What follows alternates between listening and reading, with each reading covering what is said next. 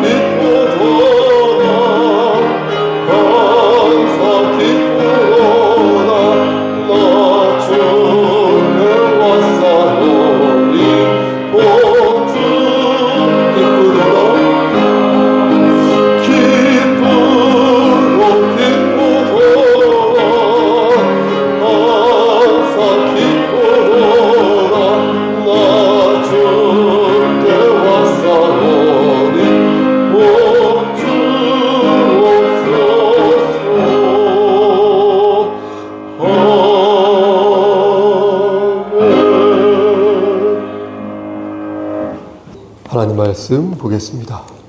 고린도전서 12장 27절에서 31절 말씀입니다.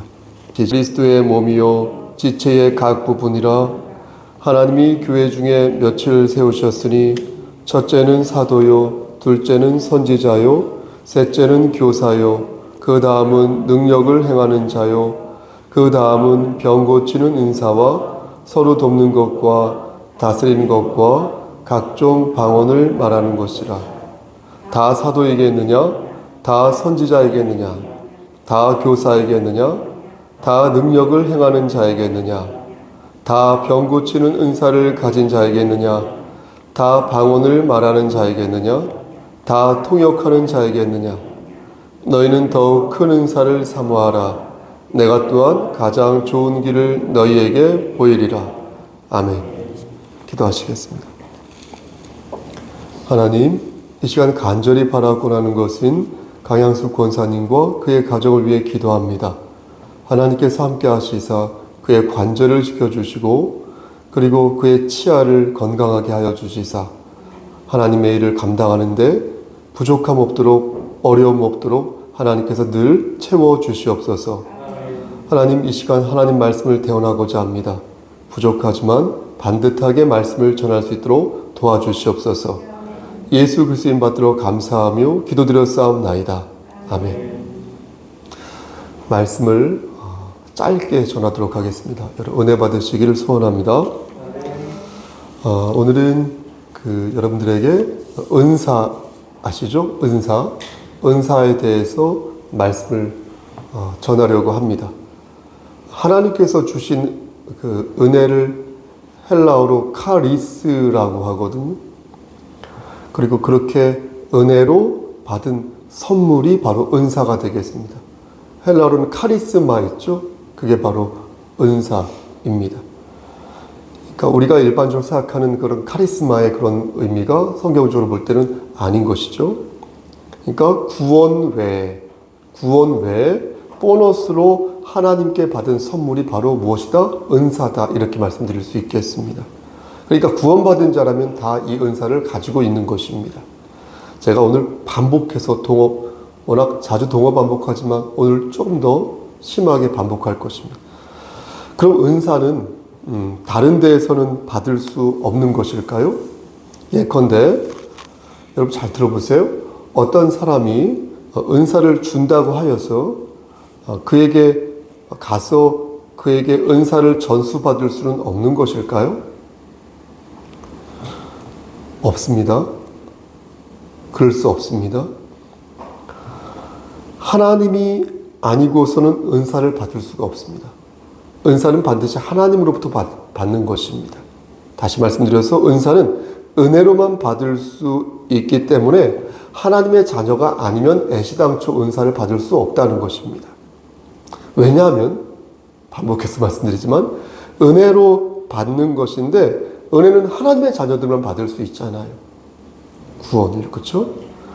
따라서 기도원에 가서 은사를 받았다든가 아니면 특정 어떤 사람에게 은사를 받았다는 말은 하나님으로부터 받은 거라면 괜찮은데 어떤 특정 인물, 하나님 말고요, 그에게 은사를 받았다고 말하는 것은 다 거짓말이라는 거예요. 그건 잘못됐다는 것입니다. 조금 비슷한 얘기일 수 있는데 성령 받으라도 그런 것입니다. 예전에 성령 받으라라는 복음성가도 있었죠. 그렇죠? 지금도 많이 부르는 거 알고 있는데 성령을 받는다는 것은 애당초 말이 안 된다는 것이죠. 어떻게 성령을 받을 수 있습니까? 마치 야구공처럼, 탁구공처럼 내가 성령님을 던지면 어떤 특정인에 의해서 당신들이 그 안에서 글러브를 들고서 혹은 라켓을 두고서 그 성령 하나님이라는 탁구공과 야구공을 받는 것처럼 그렇게 생각해서는 아니 된다는 거. 어떻게 감히 하나님을 던질 수 있어요? 어떻게 감히 하나님을 받을 수 있어요? 하나님은 주체적이신 분이시기 때문에 주도적으로 움직이시고 역사하시는 분인데 마치 어떤 특정 부흥 강사나 어떤 인물이 성령 받으라 하면서 성령을 던지고 마치 받는 신용을 하고 엎어지고 자빠지는 것은 성경적인 모습이 아니다라는 것입니다. 오해하지 마십시오. 성령은 주체적이고 성령 하나님께서 주도적인 존재이시다.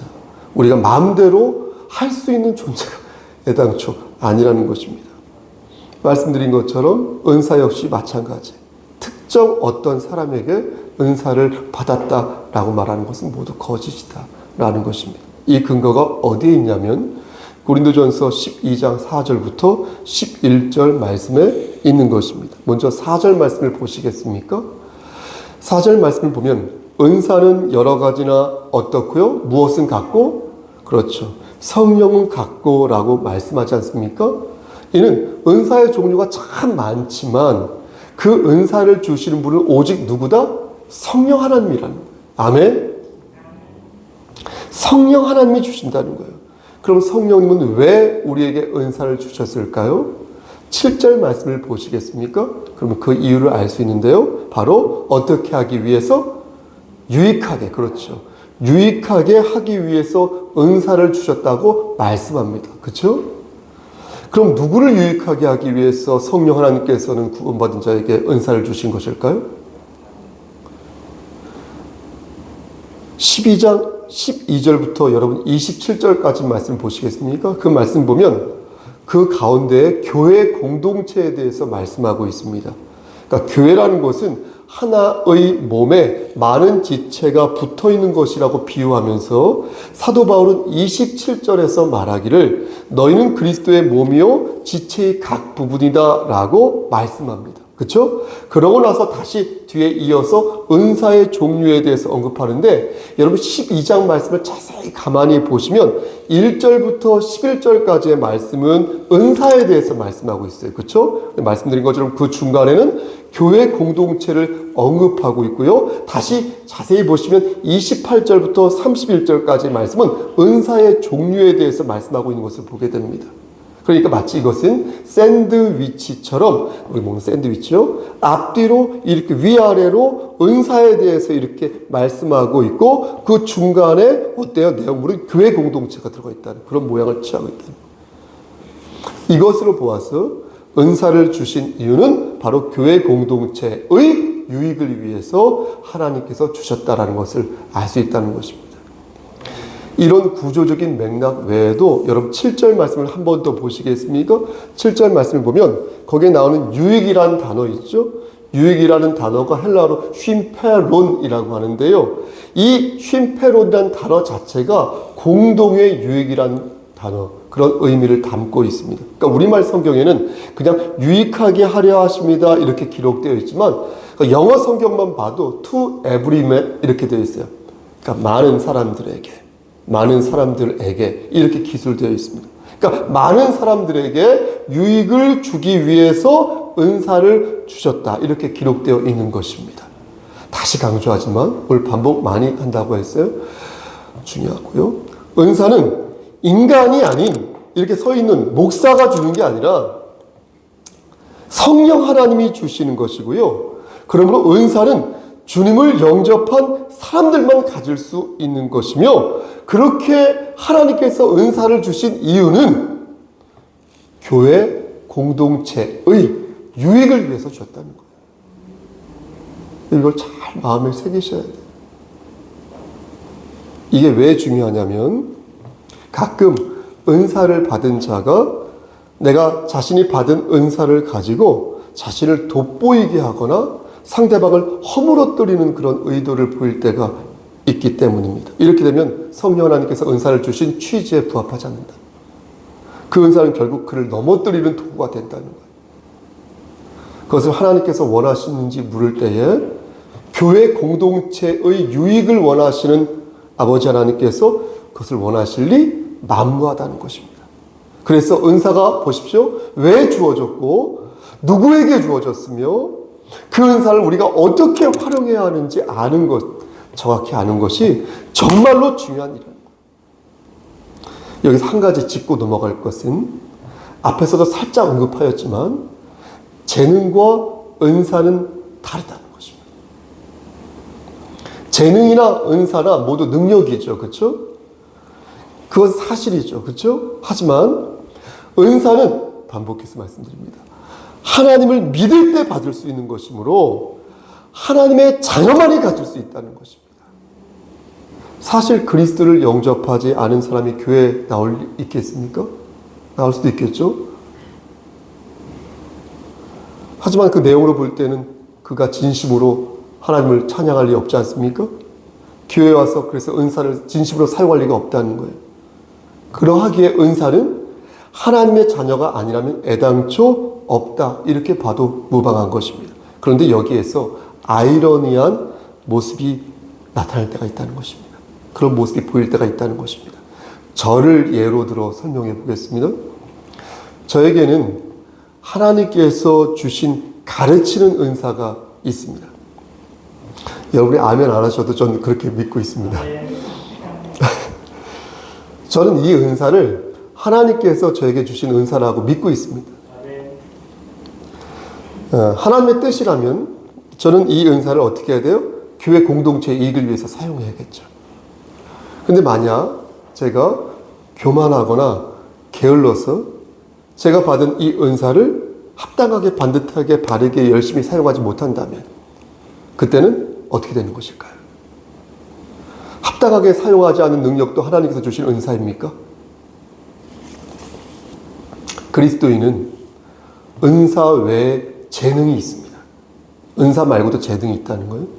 하지만 그리스도를 영접하지 않은 비그리스도인들은 재능밖에 없어요. 재능 하나만 있어요. 우린 둘인데 우린 둘이 있고 저들은 하나만 있다는 거예요. 근데 그 재능이 여러 가지가 있을 수 있겠지만 만약 그런데 우리가 저 세상 사람들처럼 행동한다면 우리가 받은 능력이 과연 진짜가 맞냐라는 것을 여러분들에게 묻는 것입니다. 보세요. 돈을 벌기 위해서 성가대 지휘를 하는 것을 제가 직접 본 적이 있습니다. 돈 벌기 위해서. 세상에서는 온갖 유흥을 즐기면서 주일만 되면 반듯하게 옷을 입고서 머리에 포마드를 바르고서 성가대를 지휘하고 오케스트라 쉿을 연주하는 것을 지휘하는 것을 보았습니다. 여러분 지휘자뿐만이겠습니까? 예배를 준비하는 스태프들 다 포함될 수 있습니다. 저를 포함. 주의 종도 마찬가지. 돈을 위해 교회를 세우고 명예를 위해서 목회를 한다면 그 또한 믿지 않는 자가 발휘하는 능력과 뭐가 다를까요? 따라서 보십시오. 우리는 재능과 은사를 구분할 줄 알아야 한다는 것입니다. 은사는 하나님으로부터 나온 선물로서 반드시 하나님의 영광을 위해서 사용해야 한다는 것입니다. 그렇지 않고 나의 명예와 나의 유익을 위해서 하나님의 눈을 속이고 능력을 발휘하고자 하는 자는 그게 은사가 아니므로 속히 회개해야 한다는 거예요. 그래서 하나님 앞에 바로 서는 자가 되어야 한다는 것이에요. 이건 정말 중요한 말씀입니다. 당시 고린도 교회는요, 은사를 사모하는 자들로 북적거렸어요. 북적. 얼마나 뜨거운지 몰라요? 성령 하나님께서는요, 예수 그리스도를 구주로 영접한 사람들에게요, 은사를 부어주었고요, 그들은 받은 은사를 가지고 아주 뜨겁게 신앙생활을 하였습니다. 머릿속에 그림이 그려지십니까? 하지만 결과적으로 고린도 교회는 자중질환에 빠지고 말았습니다. 고린도 교회에서 가장 문제가 되었던 것은요, 방언과 예언의 은사였습니다. 고린도 교회는 방언하는 사람들이 많았고요, 예언하는 사람들도 많아서요, 각기 자기가 더 큰 일을 하고 있다라고 자부하였습니다. 자랑했어요. 그러면서 자기와 다른 은사를 가진 사람들을 업신여겼습니다. 이런 상황에서 사도 바울은 고린도 전서 14장 1절 말씀에서 신령한 은사를 사모하되 특히 예언의 은사를 구하라고 말씀한 것입니다. 여러분 보십시오. 그럼 왜 사도 바울은 방언보다 예언의 은사를 구하라고 말씀한 것일까요? 여기에 오늘 본문에 논점이 있습니다. 너희는 더욱 큰 은사를 사모하라. 그렇죠? 내가 또한 가장 좋은 길을 30절 끝에 너희에게 보이리라. 이렇게 말씀하셨죠. 그렇죠? 사도 바울은 그러니까 은사 중에 큰 은사가 있다고 말한 것입니까? 없다고 말한 것입니까? 있다고 말한 것이죠. 있다고 말한 것이죠. 우리말 성경을 보면요, 그냥 은사라고만 나와 있죠. 그렇죠? 근데 제가 원어 성경을 찾아보니까 카리스마타라고 해서 이 은사가 그냥 은사가 아니라 은사들로 이렇게 기록되어 있습니다. 그러니까 더욱 큰 은사라는 것은 뭘 얘기하는 거냐면 특정 하나의 은사를 말하는 것이 아니라 여러 은사들이 큰 은사가 될 수 있다는 것을 말한다는 것입니다. 여러분 이해되시죠? 다시 말씀드릴게요. 다시 말씀드려서 교회 공동체에 유익을 주는 것이라면 그게 큰 은사라는 것입니다. 아멘? 오늘 본문 28절 말씀 보시겠습니까? 28절에 나오는 것처럼 병 고치는 것도 큰 은사가 될 수 있고요. 서로 돕는 것도 큰 은사가 될 수 있고요. 다스리는 것도요. 각종 방언도 큰 은사가 될 수 있다는 것입니다. 그러니까 여기서 핵심은 더욱 큰 은사, 다시 말해서 탁월한 은사가 되려고 한다면 반드시 교회 전체에 유익을 끼쳐야 한다는 것이에요. 전체에 유익이 되고 소자에게 득이 될 때, 그래야 탁월한 은사가 될 수 있다라는 것입니다. 그러니 너희는 그런 은사를 사모하라는 것입니다. 4장 1절 말씀과 연계해서 말씀드리면, 바울이 방언의 은사보다 예언의 은사를 더 높이 산 이유가 뭔지 아십니까? 그 이유도 이 맥락에서 이해할 수 있는 것입니다. 방언은 여러분 생각해 보십시오. 방언은 어떻습니까? 우리가 하나님과 나와의 1대1로 관계에서 방언하는 거잖아요. 방언할 때 사람들이 옆에 약간 눈치도 보이잖아요. 그렇죠? 그러니까 어때요? 하나님과 나와의 친밀한 대화이니까 다른 사람들은 우리가 하는 혹은 내가 하는 방언을 알아들을 수 없죠. 그렇기에 교회에 유익을 주는 것이 실질적으로는 없다는 것입니다.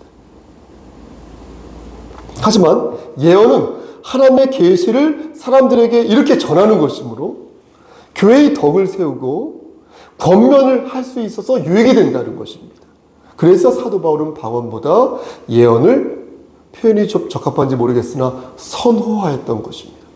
다시 말씀드려서 은사에서 가장 중요한 것은 교회 전체에 유익을 끼치는 것이며, 그러한 유익이 크면 클수록 그것은 보다 탁월한 은사가 된다는 것입니다. 말씀을 정리하겠습니다. 만약 여러분들이 진심으로 하나님을 주인으로 여긴다면 여러분들은 분명 하나 이상의 은사를 소유하고 있을 것입니다.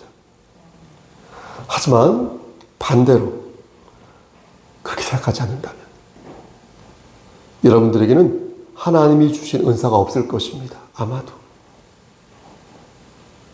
소위 달란트라고 하는 재능은 있을지 몰라도 하나님께서 선물로 주신 은사는 없다는 것입니다.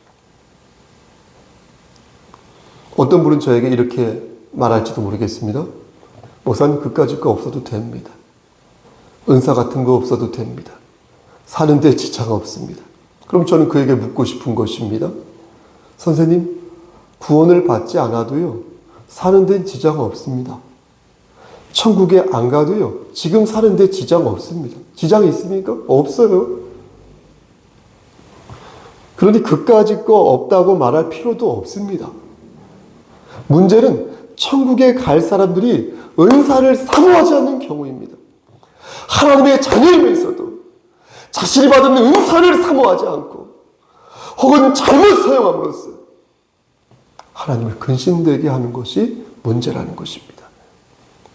여러분, 우리는 분명 하나 이상의 은사를 가지고 있을 것이라 말씀드렸습니다. 고린도전서 12장 8절 이하의 말씀처럼 여러분 중에는 지혜의 말씀, 또 여러분 중에는 지식의 말씀, 또 여러분 중에는 믿음을, 또 어떤 사람에게는 병 고치는 은사를, 그리고 어떤 사람에게는 능력 행함을, 그리고 어떤 사람에게는 예언함을, 어떤 사람에게는 영들을 분별함을, 어떤 사람들에게는 각종 방언과 통역함을. 아니요, 목사님, 저에게는 은사가 없는 것 같습니다. 저는 병 고침의 은사도 없고요, 저 예언의 은사도 없습니다. 저요, 목사님, 저 지혜와 지식의 은사도 없는 것 같습니다. 저 피아노도 못 치고요, 색소폰도 못 불고요, 기타도 못 치고요, 다른 어떤 기술도 없고요, 또 가르치는 은사도 없는 것 같습니다.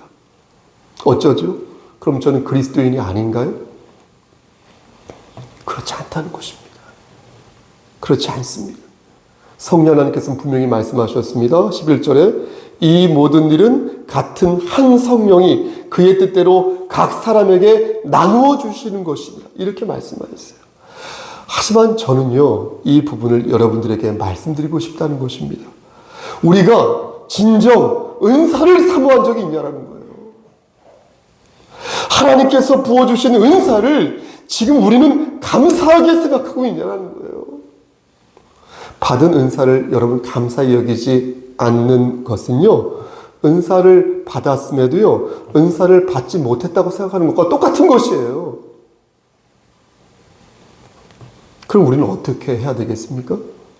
우리가 진정 하나님의 자녀라면, 그렇게 생각하고 믿는다면, 우리가 받은 은사를 감사히 여기고 거기에 하나를 더 얹어서 또 다른 은사를 사모해야 하는 것이 옳은 것이 아니냐라는 것입니다.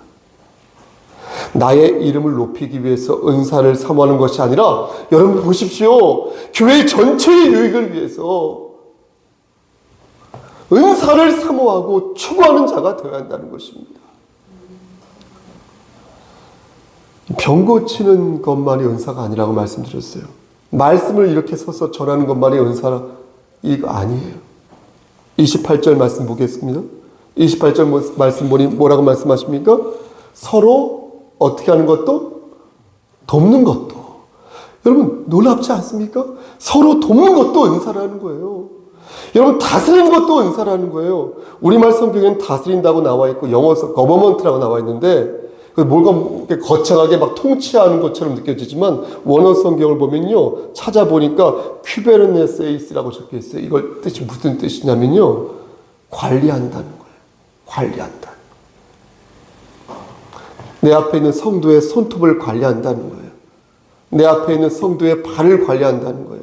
그러니까 무대를 꾸미기 위해서 분주히 움직이는 한 사람 한 사람의 모습이 바로 28절 말씀에 나오는 다스린다는 말이 뜻이라는 거예요. 그 은사라는 거예요, 여러분. 말씀 마칩니다. 저는 목회 경력이 사실 그리 길지 않습니다. 그렇죠? 별로 길지 않지만 제가 여러분들에게 한 가지 확실하게 말씀드릴 수 있는 것이 있습니다. 그것은 뭐냐? 그것은 교회 전체의 이익을 생각할 때 서로 돕고 다스리는 것만큼 탁월한 은사는 없다는 것입니다. 저는 이거 여러분들에게 확실하게 말씀드릴 수 있어요. 그 많은 은사 중에서 교회 전체의 이익을 위해서 여러분 서로 돕고 다스리는 것만큼 좋은 것도 없다는 거예요. 우리는 성령 하나님께 여러 은사를 달라고 기도할 수 있지만 성령 하나님께서 우리에게 주신 은사를 주신 취지를 생각할 때 서로 돕고 다스리는 것만큼 교회 전체의 이익이 되는 것은 없기에 우리는 이 부분을 더욱더 사모하고 간구하는 그리스도인이 되어야 할 줄 믿습니다.